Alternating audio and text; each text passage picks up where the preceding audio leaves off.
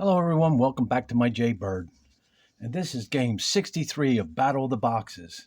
And remembering 1976 and then 1977 to bot 1500. No hours, no help, no assistance of any kind to beat this bot. And I want to take you back to 1977 right now. And it looks like I got it written down Knight's Bird, Knight 71, and Knight's double corner table. Let's check it out. I'm in white. E3. E5, D3, Queen E, H4. Like I said, these spots at 13, 14, 15, all the way up to 1900 that I know, they set this queen over here like this. Okay, after H4, E2, D5, H3, D7, D2, into the Knight's Bird. After D2, B4, C3, and we played similar games like this back then in 77. I mean, this is why we're bringing it back. This is how I played chess back then, and I still play today this way. Short-lived back then, but lives longer now than it ever did before.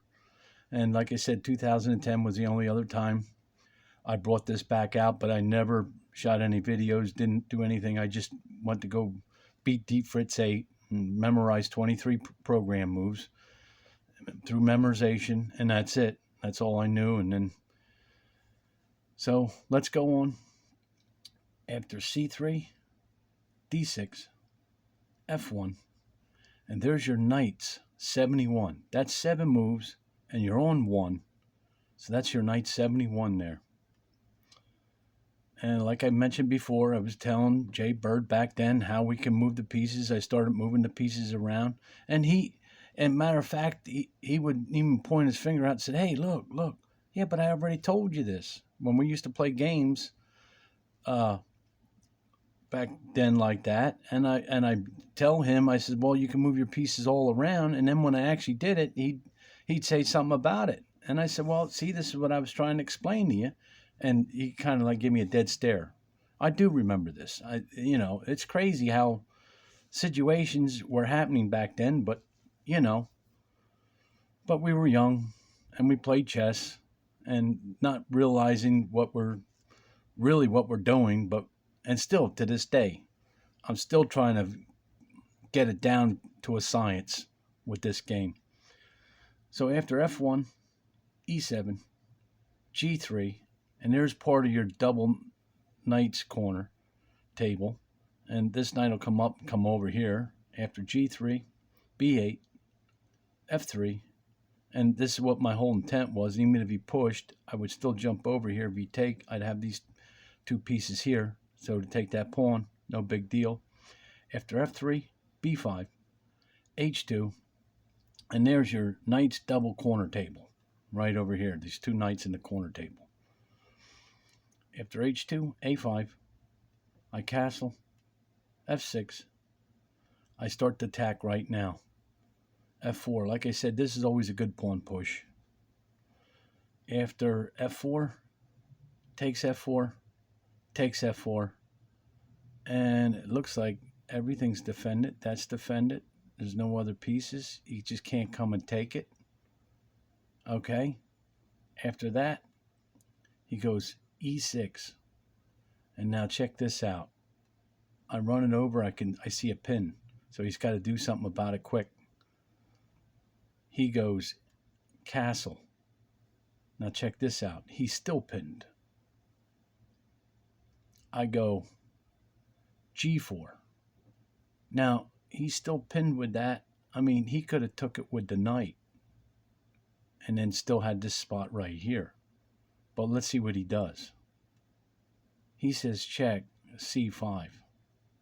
Well, that's not good. He just pins another piece. After C5, I go D4. Now he's going to lose his bishop because now he frees up his queen, but he's going to lose his bishop. When he could have just took that. No, he couldn't take that. All right, well, we'll go back over this game. Now I'm getting confused. I'm getting confused now already. After D4, A6, C5 takes, C5 takes, C8 takes C8, E3, D7, and this 15. I beat this 1500 much cleaner and nicer than I did the 1400.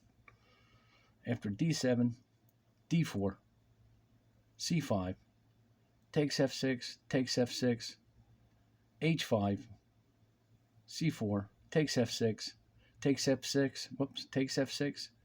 Then I take D5. He takes F4. I take B5,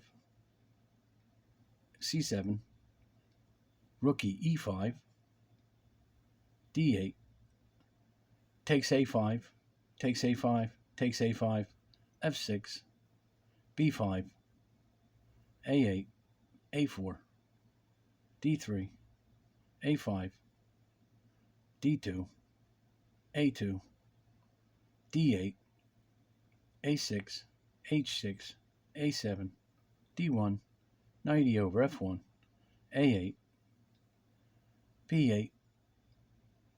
After D8, D8 takes, Queenie A8, takes A8, takes A8, H7, C8, F5, takes C4, G6, C8, F6, D8, E7, rookie D1, and the plan is king can't cross, bring down a queen, make it easy for yourself.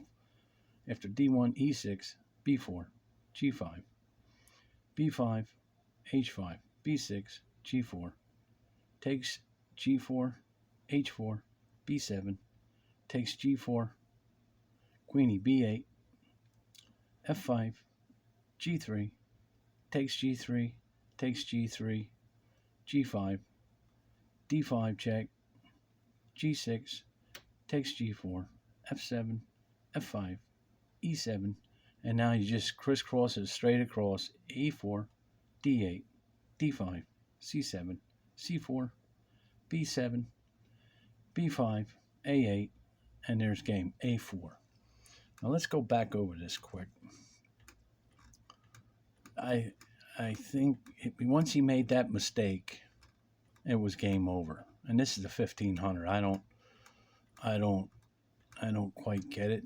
I think here's another thing I'm starting to see out of this game. I think once the program doesn't see any moves that can do, it just makes these prophylactic moves, whatever you want to call them. You just make a move that,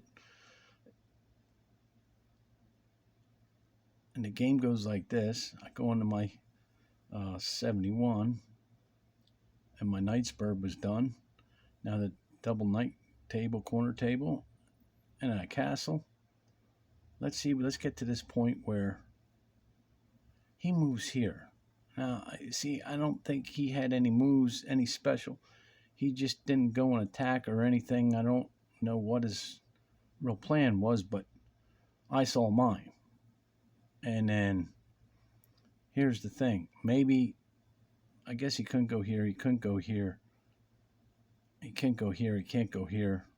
He can't go here. I mean, it's like, he's got his queen trapped here. I don't understand why. And then maybe, but anyway, after this move, he castles, and boom. Now, I guess if he took with the knight, he can't. I'd take his queen. That's what happened. Then, if he wants to take the rook, take it, but then he's going to lose his knight.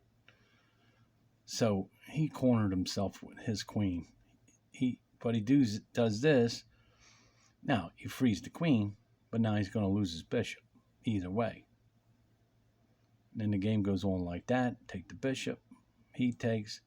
I take. Once that all unfolded, look how that unfolded. That bishop went there, and it done some actually good. Once that knight took, look, boom. You just keep firing away. See, now you just keep, it all comes undone. Threaten another piece, take it. Okay, he takes, threaten him again. If he takes it, I run up with the queen. Then you got this. You just, what does he do? He pushes up. You take, he takes. Now you take the pawn. He takes a pawn. You take another one. as soon as that mistake, the game fell apart. And I knew I wanted to do that trade. It didn't matter where he went. Now, his next move should have been down here. But he didn't do that. He goes like this. And then I went like this. Well, see, I guess I could have, if he did that, I could have put my rook here anyway.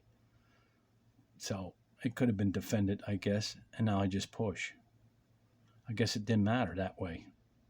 He goes here. I go, my rook's there. I push the other one up, even though that rook's here. But you still want to defend it because you want to use this rook down here too. Watch this. The game goes on, you just push your pawn.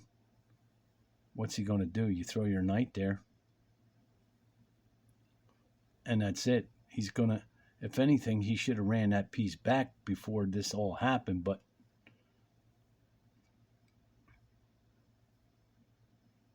the game went like this. It could have went a little bit different there, but and you close him off, and then you run your pawns down.